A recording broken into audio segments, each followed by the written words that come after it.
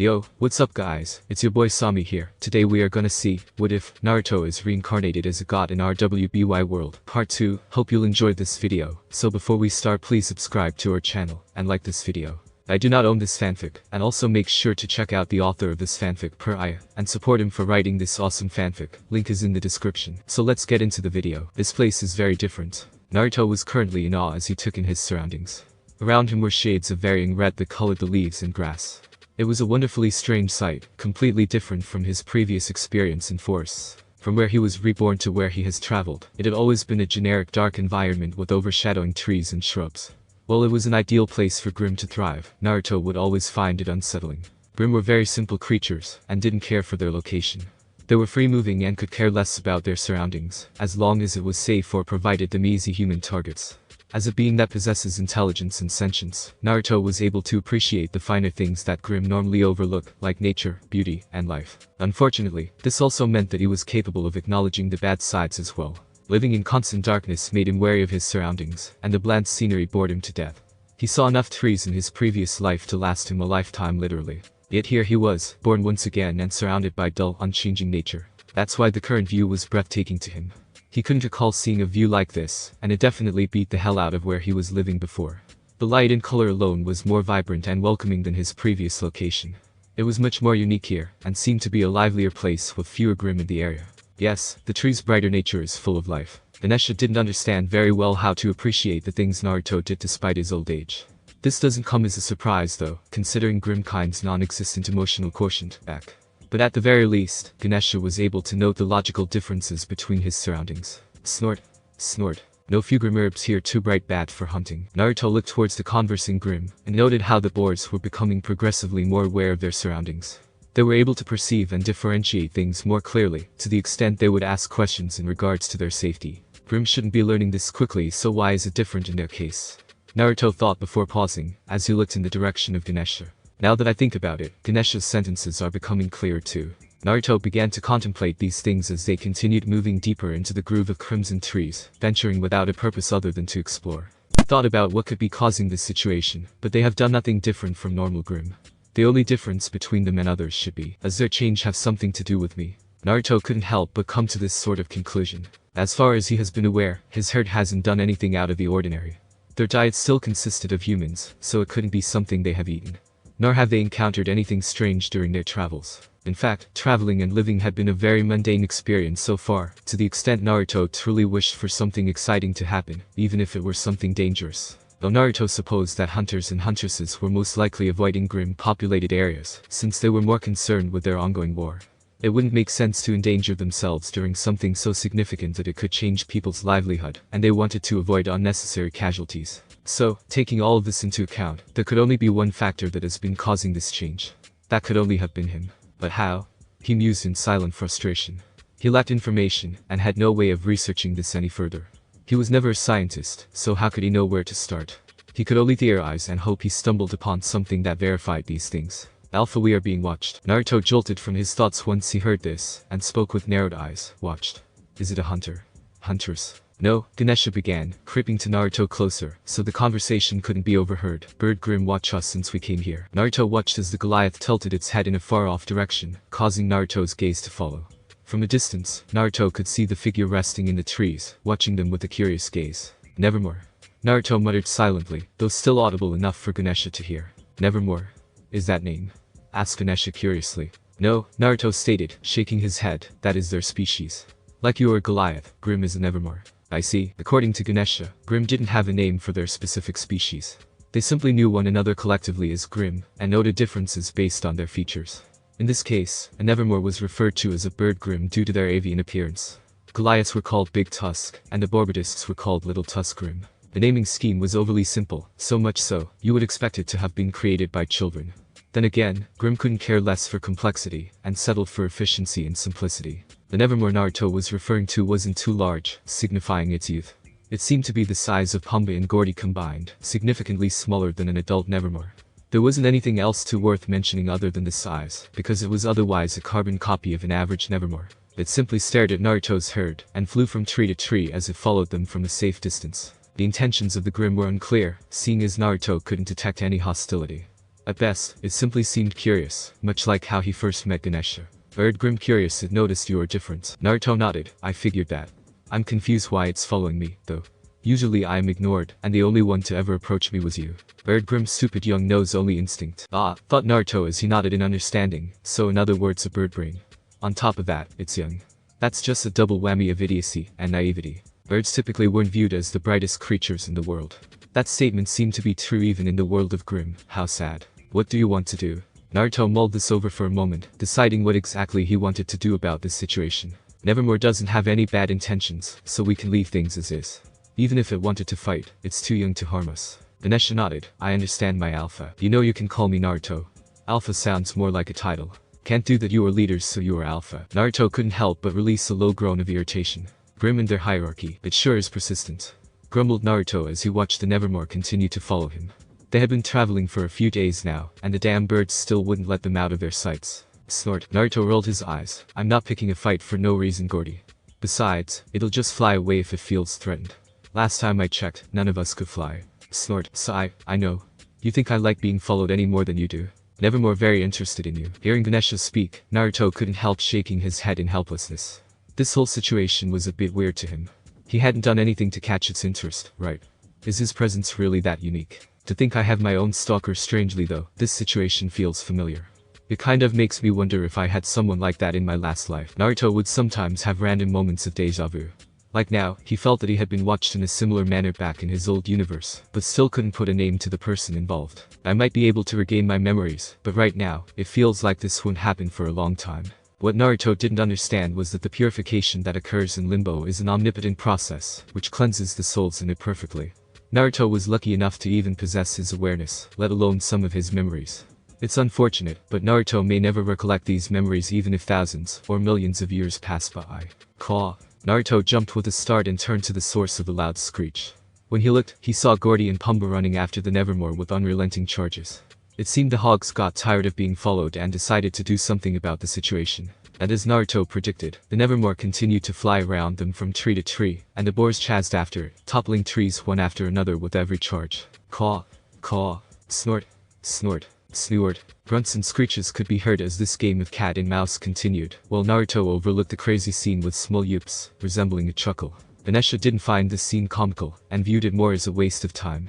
Dumb Grimm, I murmured before turning in Naruto's direction, what should we do? Nothing, Naruto began, watching as the Nevermore dropped a torn tree branch onto the head of Gordy, pissing him off significantly. It's like watching a child fighting amongst other children. It's kinda funny, really. If you looked at it in one perspective, it could be seen as a pointless fight. But it was kind of comical to see the supposed monstrous and heartless creatures of Grimm, essentially playing a game of tag. What was it called, Gapmo? Naruto only shook his head at that thought, once more recalling useless knowledge, gifted to him by him. No, they would have to be cute to be Gapmo, I swear. The only knowledge I ever received doesn't help me in the least. Ganesha merely nodded, and didn't refute any further, if you say so, Alpha. Caw. Hearing the screech once more, Naruto turned to the direction of the ongoing fight between the Grimm, only to be surprised by what he saw. It seemed the boars got a little too close for comfort to the Nevermore, so the avian Grimm flew high into the air and fired projectiles at them which appeared to be feathers. They missed by a long shot, but he assumed it was more of a warning shot than an action to inflict harm. Naruto then received a spark in his head, as more new information flooded his mind. I see, so there are some Grimm that possess abilities outside of just physical strength or speed. As Naruto traveled, he met with a lot of Grimm, but most were usually simple in how they attacked. The Olds and Ursa primarily used their claws and bites to attack, while Barbadisks charged using their tusks. He had never met a unique Grimm like the Nevermore that was capable of ranged methods of attack. I wonder if I have an ability like that. As far as Naruto knew, his specialty was his speed, flexibility, and acrobatics to move around and attack. He never had a moment where his true power ever came forth in battles, but then again, he never really had much of a challenge when he fought. Naruto thought about this for a moment before he turned in the direction of Ganesha.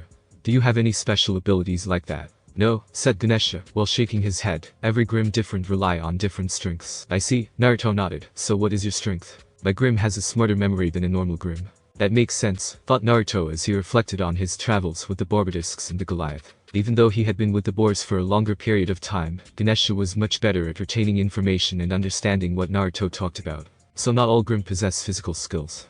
Ganesha starts with better intelligence, and the Nevermore can use its feathers as projectiles. Maybe there are other skills outside of just physical abilities. Naruto was starting to get excited at the thought of discovering the unique abilities of different Grimm, and perhaps awakening one of his own.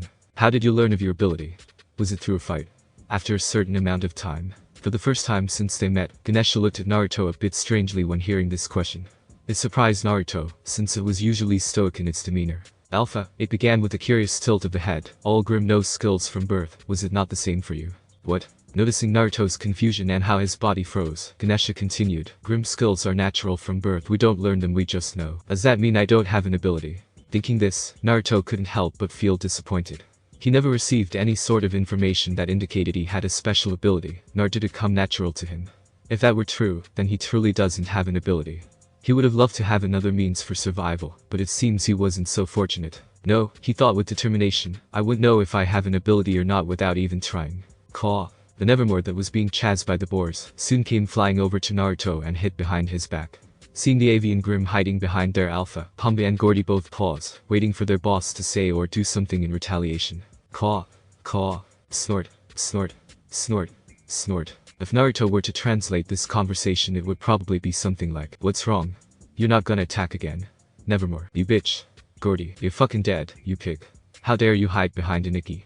Pamba. Seeing this, Naruto could only lament in depression over the current situation. These guys, how come they only pick up on the bad things? Throughout their travels, Naruto wasn't always calm and collected. Even he had bad days. And for some reason, those moronic boars seemed to pay more attention on those bad days. Because of this, their foul vocabulary was no different from your common thug. I need to watch what I say around them from now on. While Naruto was able to control this to some extent, it seemed that their Yakuza-like nature kicked into full gear whenever they were annoyed or pissed off, which was more often than not. Naruto yipped at the boars, quiet you two. I thought I told you to leave it alone. Seeing they were being reprimanded instead of the Nevermore, Gordy and Pamba lowered their heads in silence, and grunted what seemed to be an apology. What am I going to do with you two? Thought Naruto as he stared at the silent, slightly despondent Grimm. Feeling a bit bad, Naruto promised them he would fight them later in the day, which seemed to bring their mood up, as they released grunts of satisfaction, and walked away to play like they normally did by fighting. Seeing he satisfied his longest companions, Naruto couldn't help but smile. They're just like a bunch of kids. Naruto would be lying if he said he wasn't starting to get attached to those two Grimm. It was kind of like having two younger brothers, of course, if you ignore the fact that they were older than him in all actuality. They had their high and low moments, but overall, Naruto never felt lonely with them around, which is what mattered the most. The fact that they were getting smarter made things better because interactions were starting to become more variable and entertaining. Ganesha seemed more like a butler than anything, since he always followed Naruto, and would serve him to the best of his ability. If he had to give him a familial title, perhaps he would be considered the uncle. Grandfather. Uncle Grandpa. Something along those lines, he supposed. Breaking away from these thoughts, he finally turned his attention to Nevermore. He stared into his eyes, looking for any signs of hostility. Finding none, Naruto spoke out, do you understand what I'm saying? There was a small silence before the bird-like Grimm nodded slowly, staring unflinchingly in the eyes of Naruto. It probably could perceive things to a certain extent with some degree of difficulty, as evidenced by the slow response. Naruto nodded, I take it you don't have a name either, correct? Caw. The Nevermore seemed to tilt its head slightly in confusion, making Naruto sigh. Yay, I should have known. Ganesha did mention how stupid this Grimm was. This may just be because this Grimm was still young, but the fact it was a bird species probably didn't help it much either. Well, you have plenty of time to learn. I suppose he spoke in slight annoyance before pointing upon the bird's direction. I guess his Karasuba will be a good name for now. Got it. Caw. The Nevermore didn't exactly understand what was going on at the moment, but it sensed that Naruto wanted its approval of some sort. And so, it obliged. Naruto sighed once more, hopefully it picks up on things as fast as the other Grimm. He then turned to a random direction in the Crimson Forest and began his journey once more. Well, let's head out. Yes my alpha. Snort. Caw. Sigh damn birds. Hiss. Hiss. Piss off. We were here first, bastard. Hiss. You really wanna start, I'll skin you and make you into a purse. Hiss. If you don't leave, you'll find out what a purse is firsthand. It was another dull day in the life of Naruto and his group of Grimm, as they could be seen resting within the Forest of Red, a place Naruto soon learned was called Forever Falls, thanks to Aum's bank of information that had been deposited into his mind. As a Grimm, they really didn't need to rest, since their bodies didn't work the same way humans did. It was more for Naruto than the others. The downside of being more intelligent was that he had little patience for stupidity. In other words, mental stress. Of course, Naruto enjoyed the company of other Grimm, but it didn't mean he never felt overtaxed when dealing with them all the time. Especially with the new addition to their group, Karasuba. Karasuba was a handful, to say the least. It was overly attached to Naruto, borderline obsessive. It just seemed addicted to his presence, but Naruto wasn't sure why that was the case. When he tried to figure out the reason, he only found that the Nevermore just seemed to be more satisfied being close to him than not. Whatever the reason for Karasuba's obsession, Naruto was sure it had something to do with his ability to influence the Grimm's growth.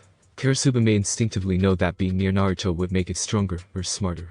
It just seemed too coincidental to be anything else. Pumba and Gordy, however, didn't take too kindly to Grimm's actions. They were the ones with the longest connection to Naruto, and they were beginning to show signs of something outside of increased intelligence and emotions. Though they may not be aware of it, and though there was only a very faint trace of it, there were definitely some hints of jealousy when they looked at Karasuba. This may have been because they saw themselves as the right hand of Naruto, and that they should be the ones beside him at all times. Hiss. Hiss. You think I'm scared of you? Size doesn't mean shit. Go hiss somewhere else. Getting back to the current situation, Naruto could be seen arguing with another Grimm that had intruded onto his territory. Naruto was a pretty free spirit and traveled often, but he decided he would claim Forever Falls as his own, which was normal for Grimm. All Grimm have the tendency to mark the areas they like the most, and Naruto was no different. He just couldn't get enough of its intoxicating beauty and unique appearance. He seemed to have an attraction to different hues of red.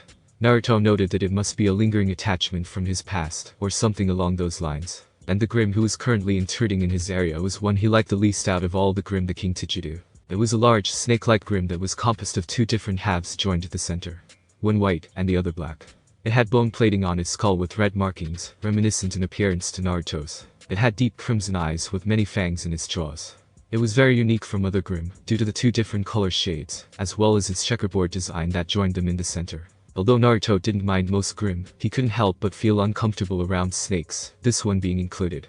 He always imagined himself being swallowed by one, and he wasn't willing to take any chances. After a long string of yips and hissing going back and forth, the King Tijidu eventually had enough and slithered away. Seeing this, Naruto stood proudly with his snout held in the air. Yeah, you better slither. If you wanna hiss, go to your own snake pit and hiss. Try coming back again, I dare you. You won't even have a pit to hiss in when I'm through. Naruto was starting to become unreasonable in his taunts, and was just shouting in dominance at this point. He was always uneasy around snakes. After King Tijidu disappeared in the distance, Ganesha walked until he stood beside Naruto. My alpha, you were a bit strange with that Grimm. Did it upset you somehow? Naruto turned to the large Grimm beside him and sighed. No, I'm just not good with snakes of any kind. Especially large ones like that. Ganesha nodded. I understand, my alpha. Naruto couldn't help but shake his head at the wise Grimm. No matter how long they spent together, he would never call Naruto something other than alpha. Naruto seemed to come to terms with this, but he was still getting used to it. Ganesha was very different from the other Grimm, and probably was the best company for Naruto to have, compared to the rest at least. While he wasn't very active and outgoing like Pumba, Gordy, and Karasuba, he more than made up for it with his intellectual curiosity and complex conversation. Ganesha himself was very indifferent to a lot of things despite being the oldest, and the physically strongest one in the herd. It was more focused on learning from Naruto than anything else. It seemed that through the small talks they had during their travels, Ganesha formed a thirst for knowledge, something Naruto was more than happy to indulge him with. Ganesha was his only true conversational partner, and through each discussion they had, Ganesha became more intelligent and spoke with greater clarity. It reached to the point that Ganesha no longer spoke with pauses between words, and Naruto couldn't be happier. Outside of being a fast learner, he found that Ganesha was also a capable teacher. He managed to teach Pumba and Gordy to say their first words a couple weeks ago, through the link. Unfortunately, their first word was Alpha, so Naruto was stuck hearing this same damn title, until Ganesha taught them more words. But he supposed it was a good start. Karasuba was still young, so it still needed more time to develop greater knowledge. On the plus side, however, it was growing at a very fast rate in physical terms. It was now twice the size it was before, easily towering over Pumba and Gordy, though still smaller than Ganesha. Speaking of the two, Naruto looked in their direction and saw them fighting Karasuba again. Though with Karasuba's increased size, it was much faster than before. The boars were starting to get smarter too, and would catapult each other in an attempt to shoot the avian Grimm down. They would also use the trees to their advantage to increase their height. Naruto ignored their actions, mainly because it was helping them get stronger and more skilled, plus it gave Naruto a much needed break. Watching them scuffle a bit more, Naruto couldn't help but release a foxy smile.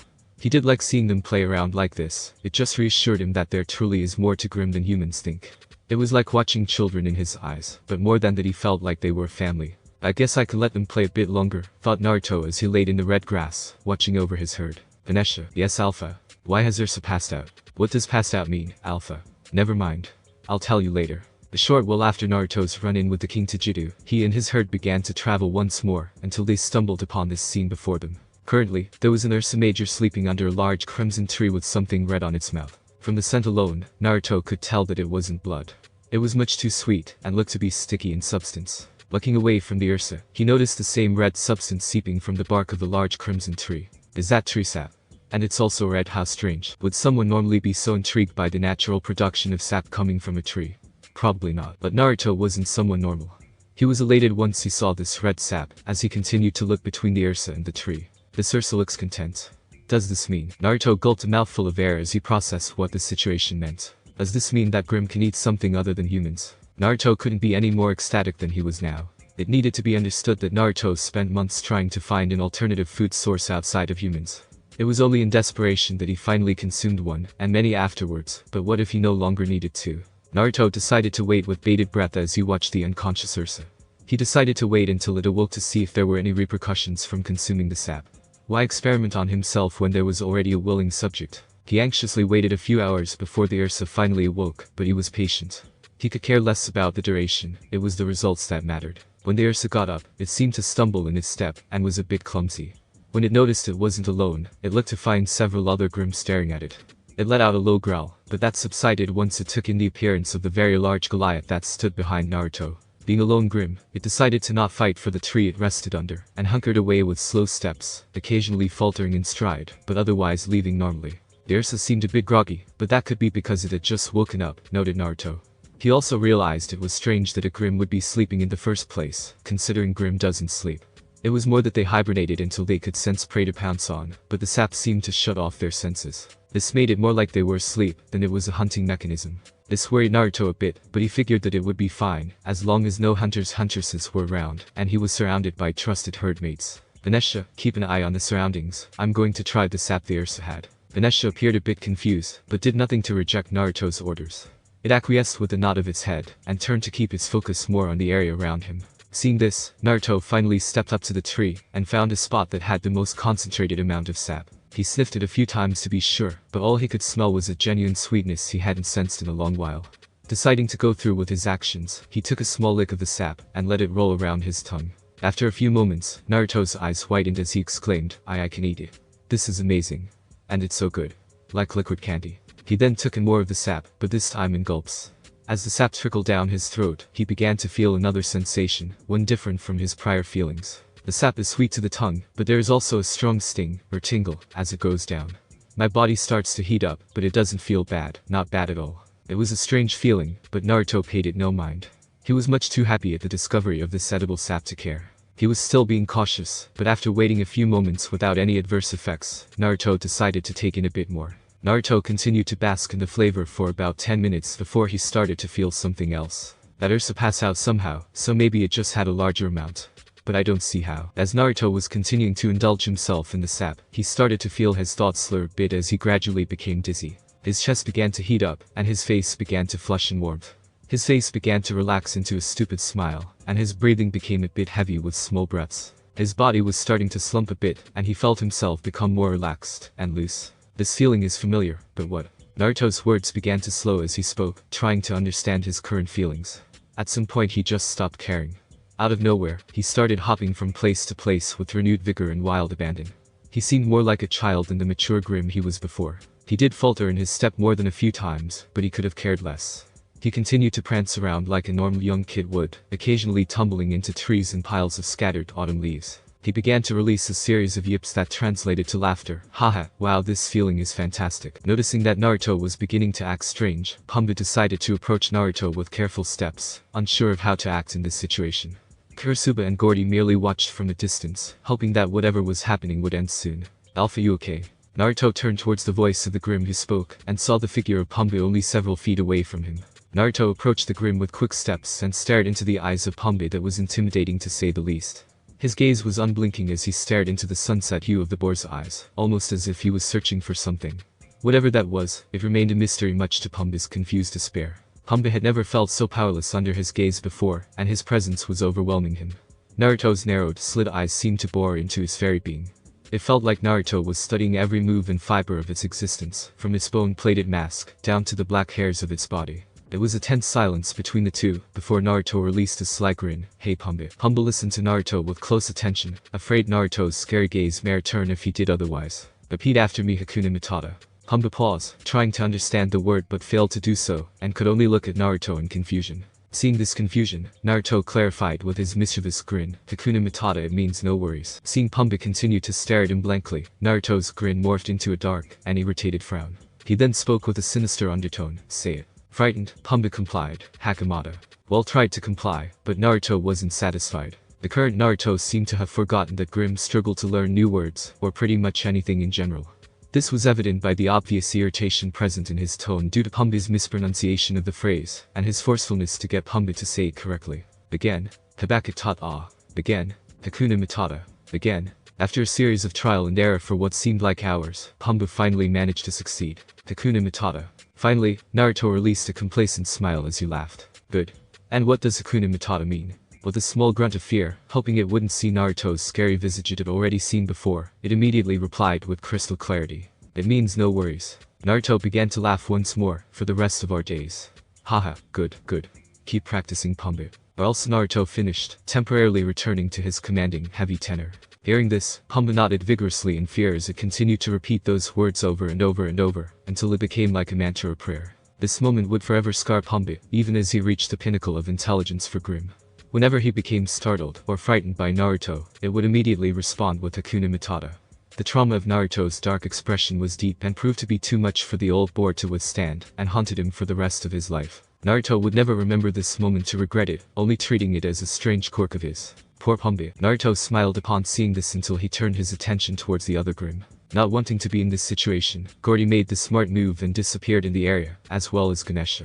Unfortunately, Karasuba wasn't that bright. Aka RASUBA, he spoke in a sing-song voice that did little to hide his mischievous intentions. Caw. But it seemed to be convincing enough for the bird brain. Naruto's grin turned sinister once more as he slowly approached the poor, clueless bird. Naruto would later realize that the sap was the Grimm's equivalent to alcohol. It was a concentration of nature, aura, and hints of dust amongst other things. The concentration and ratio was peculiar, in a way that it would cause Grimm to exhibit abnormal behaviors. In Naruto's case, it seemed his plethora of useless knowledge came in full swing and altered his behavior much to his heart's horror. Does Polly want a cracker? Poor Grimm, what hit me? Naruto voiced in a groggy tone. He was currently laying in a field of red with his back down and stomach exposed to the air. He was rolling a bit in slight ache, as he slowly awakened from his slumber. The time it took to grasp his surroundings was slow, and he seemed to be more focused on the pain that was attacking his mind. He tried to stand, but failed as he foolishly tumbled to one side, rolling a couple of times before coming to a stop.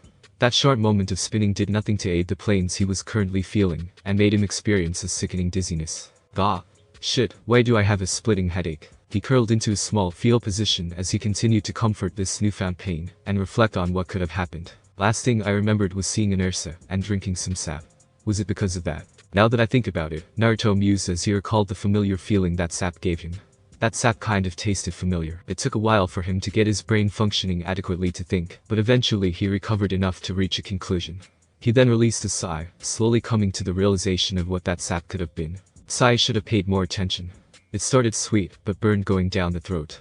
That right there should have been a strong hint. Naruto paused to look at his paws, which were covered with sticky evidence that he probably consumed more after he blacked out. So that sap is like liquor to Grimm. Well, that really sucks. Perhaps someone else may have been happy to make this discovery, and even Naruto was still a bit pleased that there was something akin to alcohol for Grimm. After all, it was a good relaxant and was a very feel-good drink. But Naruto's disappointment overwhelmed any prior excitement he had. When Naruto first saw the sap, he expected it to be a substitute for food, or something along those lines. It would have made a huge difference in his current eating habits, but that was all thrown away once he realized it was a substitute for alcohol. In fact, Naruto thought it was even more dangerous to consume the red sap. If this sap was anything like other alcohol, it would cause emotional spikes and mood swings that would become too chaotic to ignore. While this may not appear detrimental to normal Grimm, Naruto was different. Unlike the average Grimm, Naruto was capable of feeling happy, sad, and angry.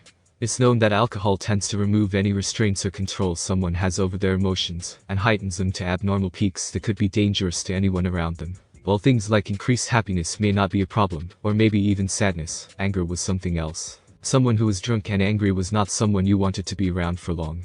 They become unpredictable, and the various mood swings only add on to their unreasonable behavior. The slightest misstep could prove detrimental to the company they keep around them. So, why was this bad in the case of Grimm?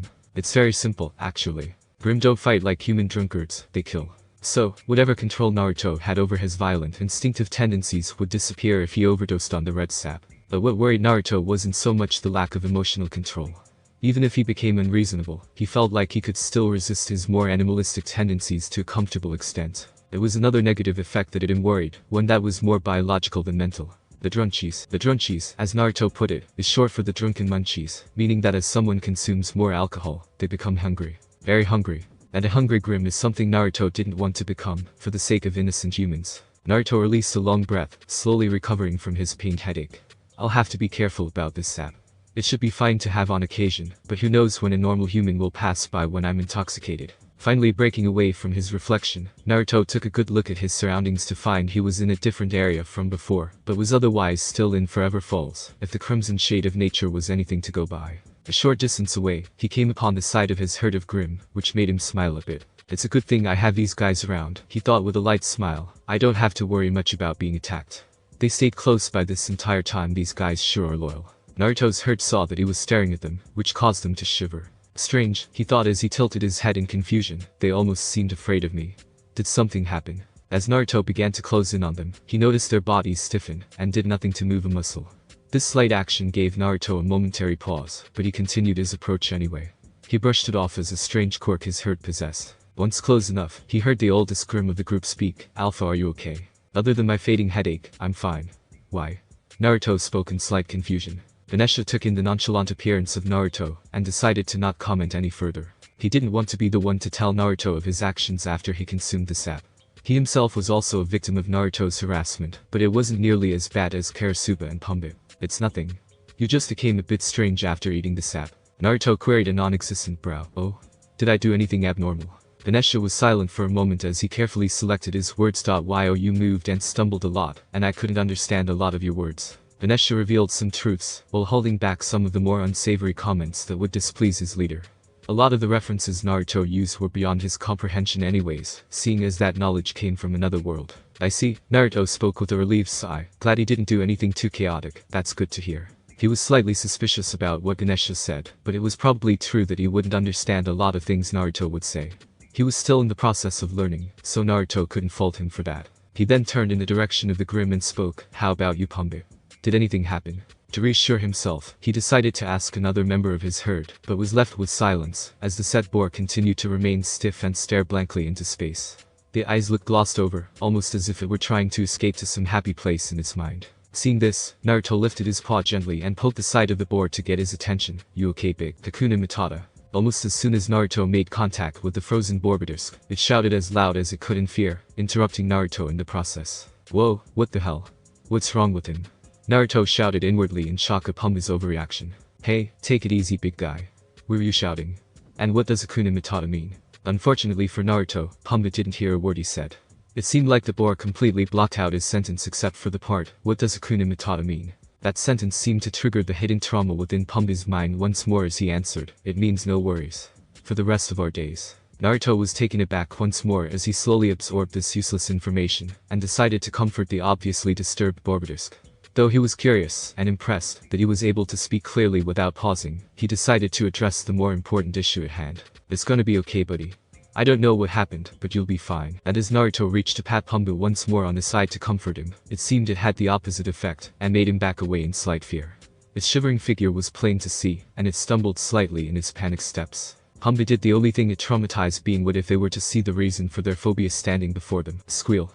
Squeal. He hightailed it out of there into the groove of red trees and bushes with a high-pitched cry, leaving a very confused and baffled Naruto. Well, that's not something you see every day. He then turned to Karasuba, who was nearby as well, and asked, so what was wrong with him? Don't want a cracker. Don't want a cracker. Kyle. And Karasuba proceeded to fly away into the distant horizon, never to be seen or heard from again for the next couple of hours. Baffled once more, Naruto could only shake his head at what happened before. Why do the Grimm in my herd have to be so strange? Pants. Ha. Ha. Within this forest of red, the Grimm were not the only ones who inhabited it. This was an obvious, yet commonly ignored fact, since Forever Falls hardly had any battles occur there. It was a relatively peaceful area that wasn't very good to fight strategically. It was too far out of the way and lacked discreet and tactical positions for bases of operation. It was too bright and held no environmental advantage for the ongoing war. And currently, we find an average-looking, middle-aged man with dark brown hair. He had one black eye, while the other seemed to be white with a scar running down vertically, alluding to an incident that may have caused him to go blind from that eye. He appeared to be a hunter from the weathered look on his face, on top of the fact that he carried a large axe for a weapon on his back. It was unique because the end of the pole that was attached to the axe head had a revolving chamber for dust application. This type of weapon was clearly more advanced than an average one, showing that this man was no simple figure. Nothing else stood out from this appearance as his pants were khaki in tone, and his top was a sleeveless black muscle shirt that did little to hide his hulking mass of muscle. Pants. Fuck. The large man scowled and spoke with heavy irritation. Damn bastards caught on quick. I don't get paid enough for this shit. But all else aside, we now find this man running through the forest nearly out of breath, seemingly running away from someone, or something.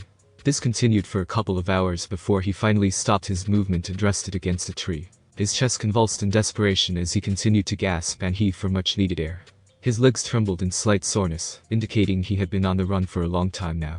Pants. Haha, final fucking lie, think I lost him. Who exactly did you lose, Wretch? At the sudden response, the man called Wretch adopted a combative stance in reaction, as he carefully studied his surroundings.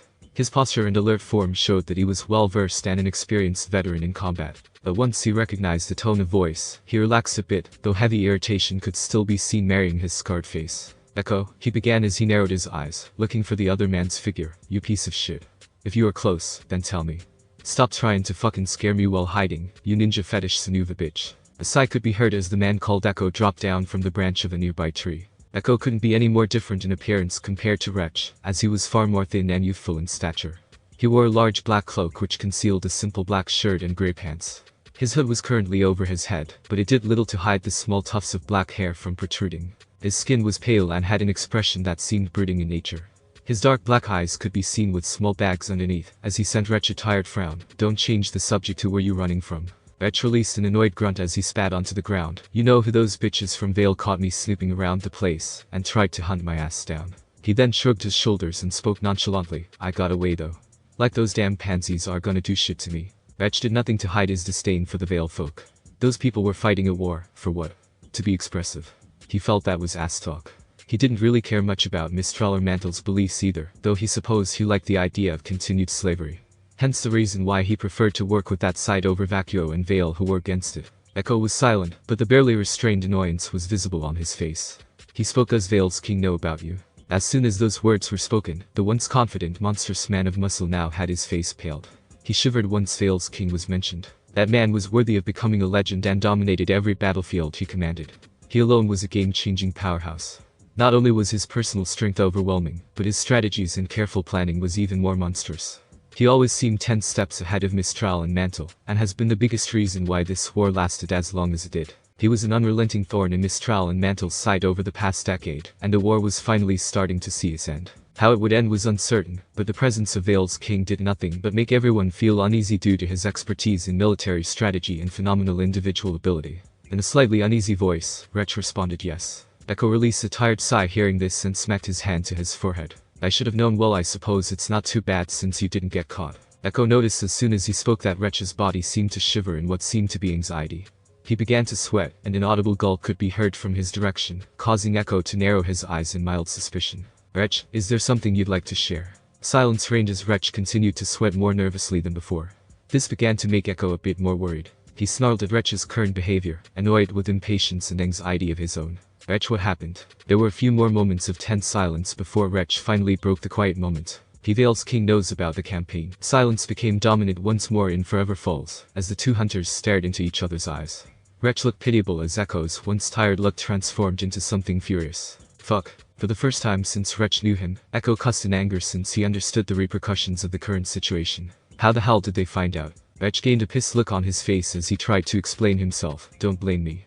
They must have known I was suspicious from the start and hacked my scroll. You had a good cover and solid background file. We were thorough with everything.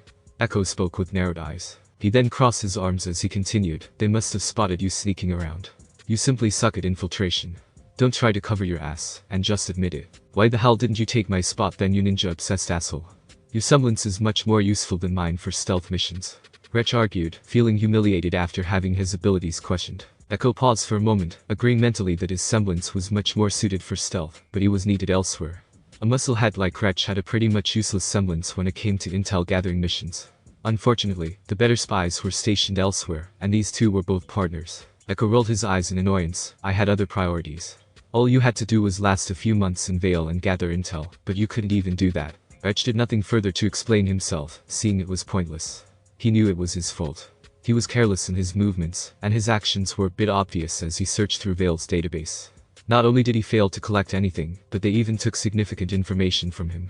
Information that could cost them the war if no changes were made. The dark expression remained stagnant on Echo's face for a few moments, but was soon wiped away as he sighed in disappointment, stress, and many other negative feelings. This is not good, he expressed with a pained expression. We'll have to tell the higher-ups about this, otherwise our campaign in Vacuo will be bloody. Wretch gave a terse nod, knowing that his fuck-up is probably going to cost him his position, maybe even his life. He was feeling extremely pissed and needed some sort of release. That was when he started to feel thunderous footsteps in the distance, and could hear some trees topple as well. This put a small smirk on his face as he thought, Grimm and a big one to talk about perfect timing. Seeing the smile on Wretch's face, as well as hearing the same thing he knew exactly what he was thinking. Wretch, we don't have time for this, Echo said with a shake of his head.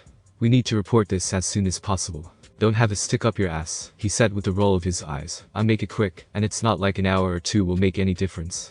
We have plenty of time. Echo was really starting to get tired of Wretch's attitude towards the situation, but he couldn't really fault the dumb brute. He's always had anger issues, and he was sure that this mess didn't help his current state of mind. He didn't want to hear his bitching the entire trip, so he guessed he could cut the oversized hunter some slack. Echo reluctantly gave in and said, fine, just don't waste too much time.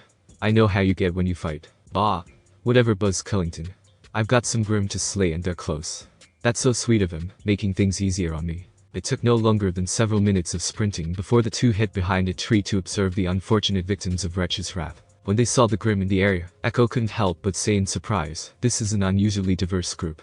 2 Borbidisks, a Nevermore, and is it an Alpha Goliath? Upon careful examination, Echo spotted that the Goliath was much larger than average, and had more bone fragments, showing how aged this Grimm really was. In truth, it was his first time seeing one. Wretch merely licked his lips in excited anticipation and said, yeah, to think we would find one out here. Goliaths shouldn't be in these parts, let alone an Alpha Goliath. This is definitely going to be a fun time. Let me handle this on my own, Echo. I need this shit, he stated before he began to stalk towards the herd of unusual Grimm. Echo merely shook his head, by all means, enjoy. He didn't want to waste his energy on the Grimm, and wanted to see if Wretch would get his ass kicked. He was nowhere near as bloodthirsty as his partner was, and didn't enjoy wasteful activities like this. He decided to only help when it was necessary. Wretch then leaked a small amount of killing intent that seemed to catch the attention of the Grimm, as they stared in his direction with a menacing gaze. He unfurled the axe from his back, taking a few practice swings in the process. He then rested it on his collarbone, standing with a proud dominant pose. The Grimm before him seemed like nothing in his eyes, but a moving target to be preyed upon. Come on, bitches, he smiled sinisterly before getting into a battle-ready stance. Make my day. It's been a while since I've had some time to myself. It feels strange. Naruto laid on the branch of the largest crimson tree he could find. He separated from his herd briefly to give himself time to recover from his hangover. He supposed even Grimm can't escape the effects of alcohol. He found times like this, where he is by himself, to be very relaxing in comparison to how hectic things have gotten lately. He was beginning to enjoy his experience in this world despite how things started for him. Eating humans was still something he had difficulty grasping, but he seemed to have adapted for the most part. This wasn't to say he enjoyed doing it. It was more he just began to tolerate this new habit, while still looking for a possible alternate dietary solution. His eyes were shut with his tails hanging off the edge, blowing with every passing breeze. Naruto was thankful that Grimm still retained the basic senses like sight, hearing and touch. It reminded him that he was more than a cold, unfeeling monster that humanity had labeled him and his kind as. Outside of his recovery, he took the time to bask in his surroundings until he started to feel lonely. I really must have gotten attached to those guys, who Walt thought, huh? The travels with his herd had never been a quiet one, but Naruto never hated it. Even when he yipped or hollered, he always had a smile hanging on his face. Things were more fun with them around, so much that he found it difficult to imagine being apart from them for too long. Not to mention he was always learning something new from them, with his most recent discovery being Karasuba and Grimm abilities. A small frown appeared on his face at the thought. I've still found nothing. I wonder if I even have an ability. Naruto didn't just slack off during his travels with the herd. At every opportunity, and even while he was moving around, he had tried to come up with ways to bring out his ability. The problem, however, was he didn't even know where to start. He couldn't ask the other Grimm for help because to them, they just knew what their ability was without having to think about it. Naruto didn't want to believe that he was incapable of having an ability, but so far things weren't looking too promising for him. His silent frustration was broken when he heard a loud crash occur against the tree he was resting on, causing him to become alert of his surroundings. When he looked to the source, he found a familiar avian Grimm looking to him for attention, but that wasn't the first thing Naruto had noticed. It was a slightly fractured mask and body littered with scars that captured his notice. Caw. Caw. Naruto broke his stare from Karasuba's injuries to give the bird his attention. It was repeating help. Trouble. And other things similar in nature over and over. Naruto wasn't an idiot. Taking in the knowledge of Karasuba's injuries and pleading, he had a bad feeling about his herd. He began to scowl as a dark feeling began to rise within him that he hadn't felt for a long while. There was unbridled rage. With gritted canines and restrained anger, he asked Karasuba, "What happened? Who did this to you?" Karasuba looked very pained as it tried to speak, but still managed to respond clearly with a series of caws. Huntsman. Naruto growled outwardly at the thought. Throughout their journey, Naruto had managed to avoid any confrontation with Huntsman, simply due to the fact he still had a soft spot for humans. It was near impossible not to if you consider him being an ex-human himself. He was well aware of common huntsman practices, and knew that they eagerly hunted Grimm to save the world, but their activity was less common now because of the ongoing war. He never thought they would go out of their way to hunt Grimm out in forever foals. I know my herd would never attack them without my permission, so why would they actively hunt them when there's a war at stake? Naruto decided that now was perhaps not the best time to be questioning motives. If Karasuba's appearance was anything to go by, then this could mean that his herd was not faring very well. He could only hope they could hold out long enough for him to arrive. That's here for now, Karasuba. I'm going to head back now. Come join once you've recovered more. Caw. While the Nevermore may not be the brightest in the bunch, it was certainly better than the average Grimm at this stage in terms of intelligence. It understood how dire the current situation was and wanted to be there for its alpha, but it also understood its own limitations. With reluctance, it agreed to Naruto's demands, but also planned to assist once it recovered enough from its injuries. Seeing its acceptance, Naruto nodded and sprinted in the direction to where he last left his herd. Hold on guys, I hope I'm not too late. Bro. Ah. Ganesha released a roaring trumpet as it whipped its armored trunk against a bulky huntsman. It was powerful enough to knock the man tens of feet into the distance, tearing down some trees in the process. Unfortunately, this moment of success was short-lived as the man appeared in the clearing once more, panting lightly with a grin on his face. Pant. This is just what I needed. The man sighed in content. Ganesha looked at the man with wary eyes as it took in his appearance. Outside of a few tears in his clothing and some scratches on his skin, he looked completely unharmed. In fact, he seemed to enjoy the fight so far. While the man held little signs of fatigue and damage, Ganesha's situation was far from comfortable. Pain was evident in its eyes as new scars littered its body, and the plating that shielded its body had been fractured all over. Though it was breathing heavily, this was not due to exhaustion. The physiology of Grimm pretty much gifted the dark race of being limitless stamina. The creatures of Grimm, however, could still feel pain. This meant they dealt with the same repercussions any human would feel if they were hurt. If a leg was broken, there would be a crippling limp. If an eye was gouged, they would become blind. And presently, Ganesha was enduring the brunt of the damage, since the huntsman seemed to have an eye out for it. Not too far from Ganesha, the two Borbidisks could be seen nursing their own injuries, attempting to recover from their own bouts with the experienced hunter. Humba was still lying on the ground, finding the act of standing to be near impossible, while Gordy stood in front of him in a low, protective stance. Ganesha had long ago realized that he was the primary target of this hunt, so he remained as their shield and redirected damage onto him. He stood over them with his trunk swinging in a threatening manner, hoping to create some distance from the man before it. Perhaps if he didn't have to protect the boars, he would have put up a stronger fight against the hunter. But lately, Ganesha had begun to feel something strange deep within his very being. He wasn't sure what to call it, but he felt this sudden urge to protect his herd. When he was the alpha of his own herd in the past, he held no such feelings before. To Grimm, it was survival of the fittest. If one Grimm died, the rest moved on without a care. But now it felt inclined to protect them. When it saw the Borbidisks try to fight the hunter off earlier to help him, it felt a sharp pain in the pit of its stomach, as it watched the man proceed to hammer them with multiple strikes of the fist, and cut into their flesh with the blade of his weapon. It was when the man cut the last remaining tusk from Gordy that made the Goliath go into a fit of rage, and manage a successful attack on the hunter, while he was enthralled in his torture session with the Borbidisks. Karasuba should be with our alpha now, thought Ganesha as he continued to stare the hunter down in intimidation. Karasuba was the first to be attacked when the huntsman first appeared. Being well versed in combat with Grimm, they understood that avian Grimm are the most troublesome since they would take the fight into the air. While that may not be a problem for experienced huntsmen like them, it still made things troublesome and time-consuming overall. Ganesha managed to stop the Nevermore's beating early, and directed it to go find their alpha, hoping that Naruto would be able to make it back in time to make their situation more favorable. Seeing how vigilant the Alpha Goliath stood over the Borbodisks, a slim-figured huntsman that had been hiding in the back narrowed his eyes in wary observation. He had been watching his partner, Wretch, fighting the Grimm for what seemed like an hour now, and he found the movements of the Grimm suspicious and abnormal. These Grimm were different, he mused in deep concentration. They seemed too organized. Wretch, don't waste too much time with these Grimm, spoke Echo in a stern tone. Said man was currently brushing the dirt and grass off his clothes, and sent him an annoyed glance. What? You think these fucks got anything on me? In case you've been blind so far, I've been kicking their ass. Don't get cocky. Have you not been paying attention to the Grimm? They've been acting weird for a while now. They're much too coordinated and controlled. Hearing this, Wretch paused and gained a more attentive look on his face. What are you trying to say, Echo? These Grimm were sentient, you retard. If they were idiots like you, they would have kept attacking. Echo then paused as he stared in the direction of Ganesha and the Borbodisks as he continued. So why aren't they? Grimm attacks all humans, for no rhyme or reason. Yet they're still as if they're wait. Echo then stopped as he reached some sort of epiphany, and turned Wretch with a scathing look. Hey, where the hell is Nevermore? I don't know. Wretch appeared confused for a moment, scratching his head in response. Now that you mention it, where did that bitch go? You fucking idiot. The Grimm were stalling. Roared Echo in response. Use your brain for once and think. These Grimm have done nothing but stall for time. That Goliath isn't the real Alpha, and that Nevermore just left to get him. The group of sentient Grimm thought Wretch loudly in his mind. If there were only one intelligent Grimm, then perhaps this may not have been a big deal.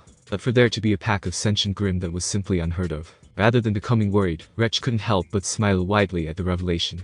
I'm one lucky son of a bitch. Seeing this smile, Echo couldn't help his frown from deepening further. Wretch, we don't know how dangerous the Alpha of this group is. It was powerful enough to make even an Alpha Goliath submit to it. We can't afford to play around any longer. TCH. Wretch couldn't help but click his tongue in irritation. Even though he understood that the situation was a bit dangerous, he still wanted to enjoy it to the fullest. While Echo was the careful and witty one of the two, Wretch was more headstrong and true to his desires, no matter how sickening they may be. He loved violence, slavery, torture, and sex. Even more so, he loved when those things were combined. He was among the lowest and most degenerate of humanity, and enjoyed the sins in life. In his mind, things like virtue and honor were for the petty and stuck-up assholes. Fuck off, Echo. Wretch exclaimed, having enough of his partner's bitching. I can handle these shits, and whatever is in charge of them. You're making a mistake, Echo spoke solemnly, turning away as if to forsake his partner to his impending fate. And I'll be damned if I get you out of the shit you willingly stepped in. Ignoring this statement, Wretch grabbed a tight hold of his axe, as he moved towards the stationary Grimm. You better give it your all. Otherwise your boss is going to come back to nothing but corpses. Sparked by this statement, Gordy charged from behind Ganesha wildly towards the target of his hate. Wretch smiled as he swung his axe back. Come on, piggy. Ganesha slingshot. Grunted Gordy in the direction of the Goliath as he continued his charge to the huntsman. Ganesha nodded as Gordy then began to transform his normal charge into a rollout. Expecting this, Wretch kept his axe held back until Gordy came near. Once he was close enough, he swung the flat side of his axe until it impacted with the bone plating of the boar's skull, making a sickening crunch resound through the air. 4. Yelled Wretch with a sinister smile as he watched the balled-up boat go flying in the direction of Ganesha. However, Wretch didn't realize that both Gordy and Ganesha wanted this to happen. Ganesha caught the flying Gordy with his trunk, and then used the momentum to send him flying back in the huntsman's direction like a slingshot. The speed of this Reapin was too quick for his reflexes, as he was soon smashed by the curled Borbodisk, and sent flying through the crimson forestry once more. As Echo watched on, he muttered, they planned this. It was a crude and suicidal plan, but it was a plan nonetheless. The Grimm must have realized that normal methods of attack wouldn't work on him, so they used a double-edged sword to catch him off guard. While Gordy and Ganesha did manage to hit the hunter, it was not without repercussions. Gordy had to endure excruciating pain 2 times. One when the axe first slammed him, and the other from when he crashed into the huntsman.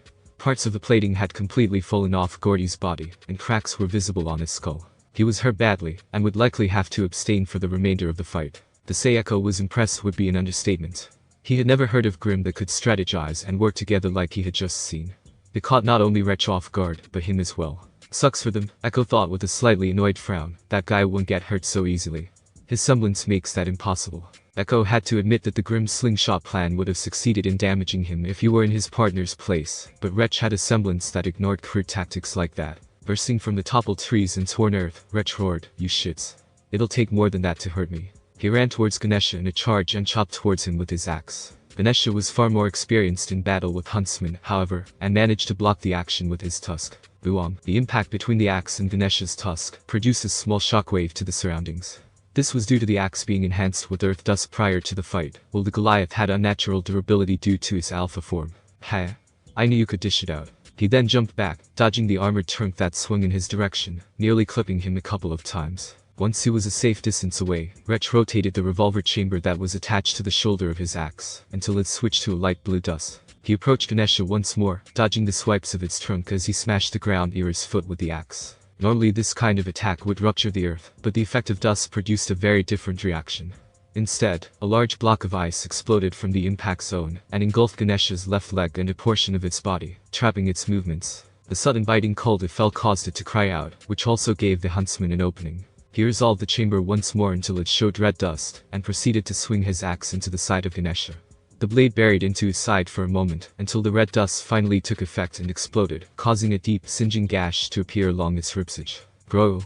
The impact of the explosion freed Ganesha from its icy prison, but not without consequences. The sudden explosion from its position caused its leg to break in the process, limiting his movement for the remainder of the battle to 3 legs. This was a crippling scenario for the aged Grimm, and it knew it. Die. Wretch gave Ganesha no time of reprieve as he went for the killing blow, chopping his axe toward the thick neck of the Goliath. But as he pulled the axe back, he saw Pumba tackling towards his side from the corner of his eye. In response, he jerked to the side and grabbed the boar's tusk, and proceeded to swing him into Ganesha, causing a large impact that forced the Goliath to take a few steps back in recoil, as Pumba flew tens of feet away into the distance. Haha. I never had this much fun fighting Grimm before. Man, I love a Grimm that has a lot of fights in him. Then you love me. Ha. Hearing a loud series of yips or barks made Wretch turn around in surprise to see a black blur appear in front of him for an instant, then vanish, but not before leaving him a small gift in the process. Not expecting this action, the attack succeeded and allowed 3 claw marks to cleave into his flesh at the base of his neck. The attack wasn't fatal, but harrowing if left untreated. He roared in pain as he clenched his neck to stop the bleeding, dropping his axe in the process. Damn it. Echo. Why didn't you tell me there was another one nearby? While the huntsman recovered from his fresh injury, the blurred figure appeared before his fellow Grimm and called out, "Are you guys okay?" Ganesha turned its focus from the powerful human to the small figure in front of him, and seemed to relax as it realized that its alpha was now here. "We're alive, Alpha, but hurt very badly. We won't last much longer if this keeps up." He examined the injuries his herd members possessed, and he wasn't happy with what he saw. Naruto cursed inwardly, thinking, I never should have separated from them. All he wanted was a little space and time to recover. He never thought a situation like this would pop up, and would almost cost him the lives of his herd. He turned to look at the huntsman in the distance, and quietly thought of the current circumstances with barely restrained rage. Only the muscle guy seems injured while that other guy seems pretty distant. Just by looking at their appearances, he could tell that Wretch was the only man who fought, but Naruto was more attentive to the guy behind him. He's been watching the fight this entire time. He's no doubt begun to learn the weaknesses of my herd, and prepared for the worst case scenario. I'll have to be cautious with him. But first, he then returned his glare back to the barbaric man with a large axe. I have a score to settle. Echo had been ignoring the shouts of his partner as he took in the appearance of the new entry. He, too, hadn't noticed the appearance of the small Grimm. It appeared out of nowhere and moved too quickly for either him or Wretch to react. If Echo had his semblance active, then noticing the small figure wouldn't have been a problem, but the fact that he couldn't even see the movement showed how difficult handling this Grimm was going to be. He had never seen a Grimm like this, so he was much more concerned than before. It was small and possessed the trademark bone mass that most Grimm possessed. What made it look different from a normal fox was the pitch black fur and 2 tails that could be seen protruding from its rear, along with smaller bone plating along the sides of its legs. He continued to watch as the strange fox-like Grimm communicated with the other Grimm in yips, and the surrounding Grimm seemed to respond with nods or grunts of their own. Echo, what was that? Echo slowly turned to the hollering Wretch and spoke in a hushed tone. You got what you wanted, Wretch. It seems their Alpha has arrived. Alpha? Where? Setting aside the pain for the moment, he looked in the direction of the Grimm he had been fighting with, and saw the foxy new entry. He stared blankly for a few moments before a low chuckle was muttered under his breath as it seemed to progress, and evolved into something akin to a howl of laughter. Echo, you telling me that? He then pointed to the direction of the small kid and laughed out. Fucking small fry is their Alpha. You gotta be shitting me. Haha. Echo then sent him a look that could melt stone. Did you already forget that this small fry carved into your collarbone? And look. He then tilted his head in the direction of the fox Grimm, which directed Wretch to look at the supposed Alpha once more. What he saw was the fox directing the herd of unusual Grimm with yips. Once it was done, the Grimm seemed to make some sort of protective formation for each other, with only the fox standing on the front lines. This caused Wretch to stop laughing and adopt a more serious look in his eyes. Noticing the shift in Wretch's countenance, Echo continued, he is commanding them, Wretch. That Grimm is intelligent, and if we go by a fox's nature, then that means it's mischievous. He paused as he sent the fox a glare of undeterred focus. And cunning. Wretch nodded in response, agreeing with Echo's words. His partner was the smarter one, so he knew to listen to him when the time called for it. He also noticed something else about the Grimm as he stared into his eyes. Hey, Echo, Grimm don't normally have slit pupils like that, do they? No, I thought so. Who would have thought we would find so many weird Grimm in one area? They both noticed that unlike the average Grimm who had pupil-less eyes, this fox was different. Behind those eyes, they could sense intelligence and emotion that were produced in waves. All of which were negative and hostile and were focused on them. Kill it, Wretch. Echo began with a terse tone. That one needs to go first, otherwise things will get more troublesome. And you aren't going to help out, why? Wretch responded with unhidden irritation. You dug yourself into this hole. Find your way out of it. Besides, he then sent his partner a smirk that screamed of dark playfulness. I thought you could handle it. Ha! Fuck you then. He yelled in response at the challenge. But, he paused before grinning. I feel like this Grimm is worth studying. If I capture this Grimm, I bet I can save my ass from when I get back to report about the mission. Echo said nothing in response, and opted to watch the fight continue. He knew the capture of this Grimm may not change their fate, but it would definitely do more good than harm.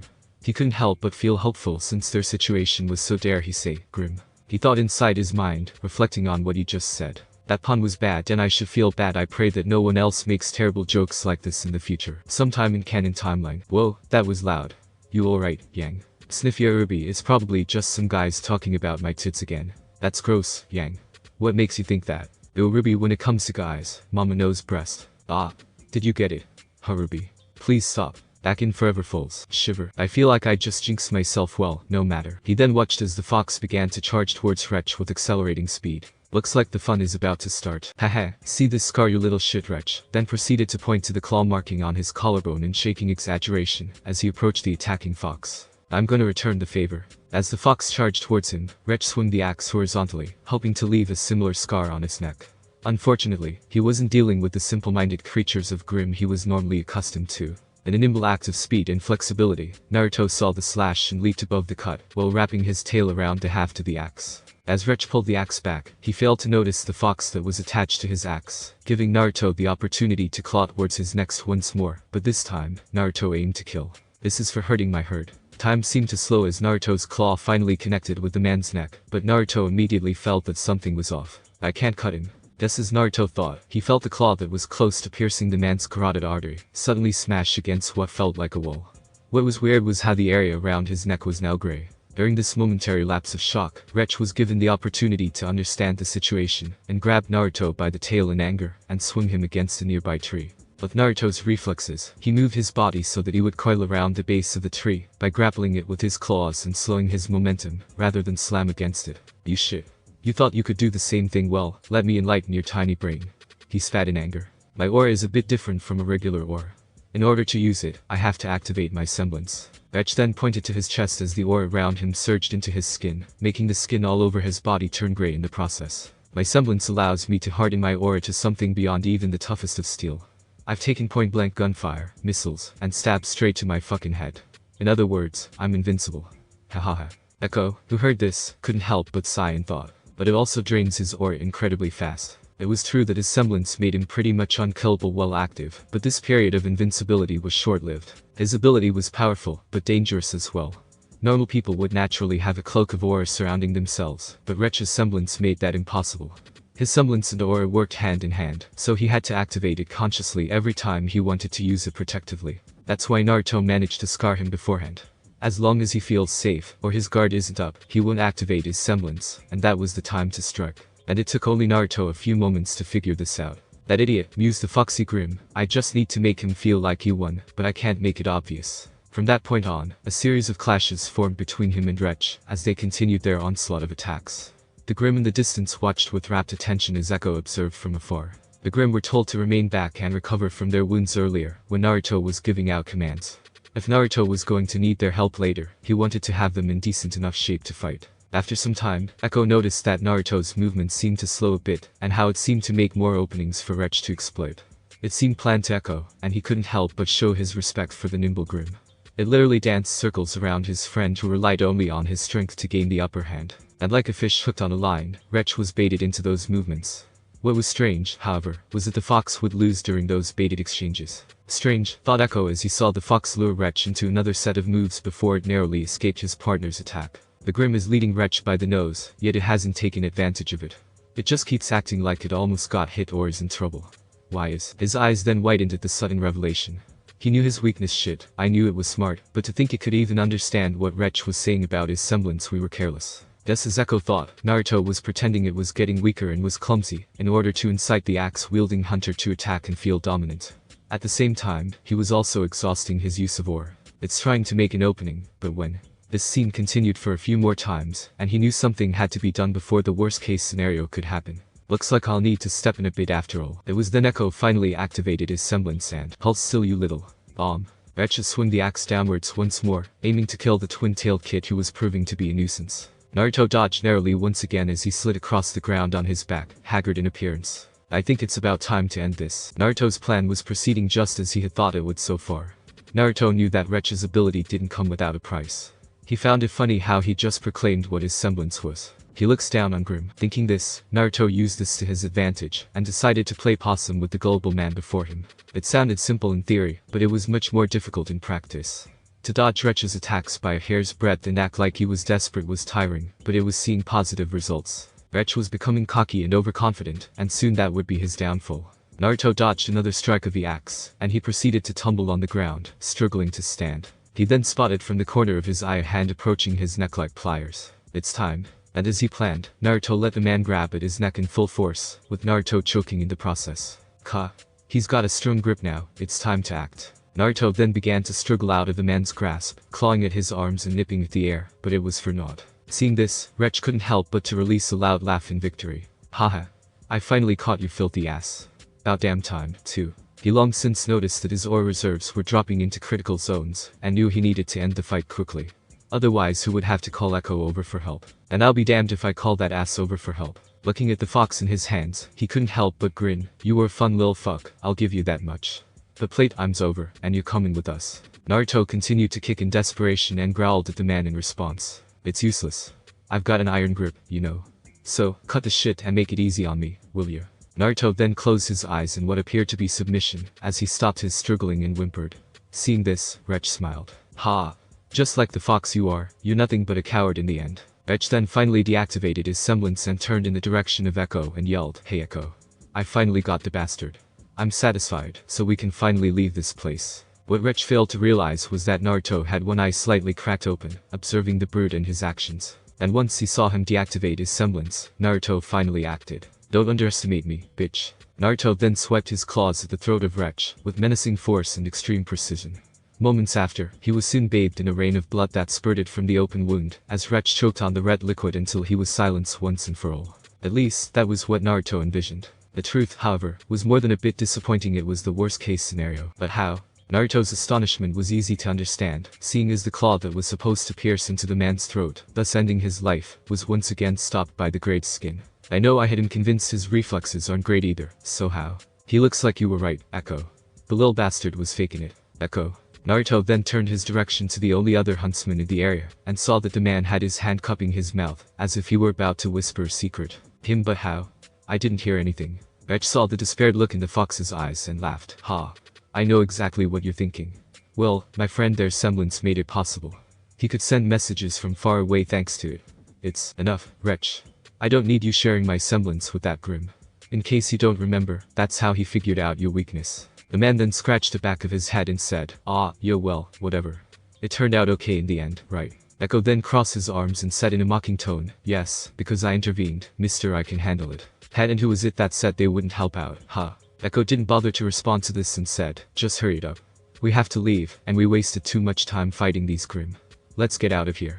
The man then sighed with a wave of his hand and said, yeah, I'm coming. While this conversation was going on, Naruto continued to curse. I was careless. I was too focused on the muscle hat and forgot about his partnership. As Naruto began to think about how he could resolve his current crisis, he heard a loud grunt in the distance. Oh? What's that? Hearing the same grunt, Wretch turned to the side and saw the ridiculous scene of a Borbidus charging toward him with a limp in its step. Bordy? What are you doing? Yip. To the ears of Wretch, Naruto was just barking nonsense, but Gordy could understand clearly what Naruto was saying. Must save. While suffering serious injuries, Gordy had spent the most time recovering in comparison to the other herd members. They too wanted to get up and help, but both suffered major injuries to their legs, making it extremely difficult to move. How so the pig's still alive, eh? Since his semblance was still active, he didn't bother to block the charge of Gordy, especially since its tusks were gone. He stood there and took the impact of Gordy, and remained still in the process. Gordy, however, had his skull fractured further from the attack. Its mask was already fractured from its last battle with the huntsman, so it shattered easily as a result. But despite this fact and the pain it was feeling, it continued to move its legs, hoping the man would let go of his alpha. "Boy," frowned Wretch as he observed the pointless push of the Borbidisc. "You're just wasting your time. I was nice enough to let you go, but you had to be stupid, huh?" He then lifted a leg and punted Gordy in the gut, sending him a short distance away. "Do all you Grimm think I'm some kin to push over?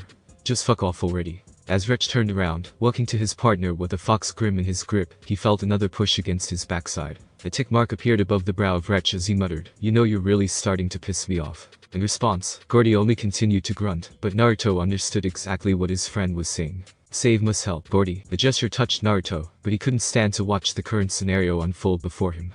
As Naruto continued watching Gordy, he saw Wretch turn and proceed to step on the neck of the Borbidisc, allowing a high pitch to resound through the forest. "You piece of shit, and people wonder why I'm never nice because it's pointless. Gordy." Yip. Wretch then turned to the fox in his hand, and saw that it struggled to escape with new vigor and hate in its eyes, which made the hunter feel excited. "Ah, I knew there was more to you than I thought. Don't tell me you actually care about this weak fat sack of shit." Hearing Naruto's snarl was all the evidence he needed as he snorted in derision. To think a Grimm would care about something this world's gone to shit if even dumb beasts can have feelings. Wretch then looked back to the Borbidiscs that continued to squeal beneath his foot, and raised the axe he held in his other hand high in the air. "Allow me to teach you the way remnant works, you naive little Grimm. The strong don't." Naruto barked at the man, but this cry went unheard as his axe began to descend upon the trapped boar. "Devour the weak." With those last words, the axe chopped down onto the base of Gordy's neck, beheading him. Everything was silent as Naruto looked into the dull eyes of his first traveling companion. A Grimm he had grown fond of during his journeys, and one he felt was becoming a part of something more than a member of his herd. It was a family. He continued to stare listlessly as the Borbidisc's corpse began to dissipate into dark particles of dust that continued to rise into the air, and was blown away by the unforgiving wind. It wasn't long after before the body completely decomposed and vanished, yet not a sound was made. It remained this way a few moments before a high-pitched squeal could be heard in the direction of Naruto's herd. Squeak. Untold pain could be heard in this cry, as Pumba continued to mourn over his longtime brother and friend. For the first time, it felt unimaginable rage and depression, not knowing that it reached a new stage of its growth due to suffering. It wasn't the only one to react, as Ganesha began to trumpet in anger for the loss of one of its comrades, finally having a taste of emotions for the first time, and it wasn't pleasant. Wretch, however, enjoyed the racket. He had never heard of a Grimm cry before. This was definitely going to be a story worth telling. Wretch. The man who was cruel enough to make a Grimm cry, he liked the sound of that. To think Grimm was this pathetic. "Are you not going to cry too?" He then turned the fox in his direction, only to see a line of black tears stream from its eyes. Wretch could feel the waves of hate practically pouring from the fox's skin, but rather than make him feel afraid, he was elated. "Ha! You really are crying. To think Grimm were such puss. Shunk. Shunk. Ha!" Wretch was about to insult the fox further, before he felt a sharp pain stab into his heart twice. "But that can't be right. I have my semblance active." Not believing the pain he was experiencing, he looked to witness a sight that made him believe he was having some sort of nightmare. It was what appeared to be two elongated bones protruding from the fox Grimm's tails, stabbing directly into his heart in two different places. What made the appearance more ominous was the black glow that seemed to surround the bones, and the area he was stabbed. He coughed up blood in the process as he soon began to feel a burning sensation throughout his entire body. It felt like he was slowly being dipped into lava, and he remained conscious enough to feel every fiber and cell of his body being burned away into nothingness. The last thing he heard was a growl from the fox he once held in his hands, before his thoughts and life faded to black. He would never get the opportunity to understand what killed him, and the last words the Grimm uttered in a growl before his demise. All killing dust bones. Thanks for watching my video. Leave a like if you enjoyed my video, and also do consider subscribing to my channel for more awesome content. And make sure to check out the author of this fanfic. Link is in the description. See you next time. Till then, sayonara.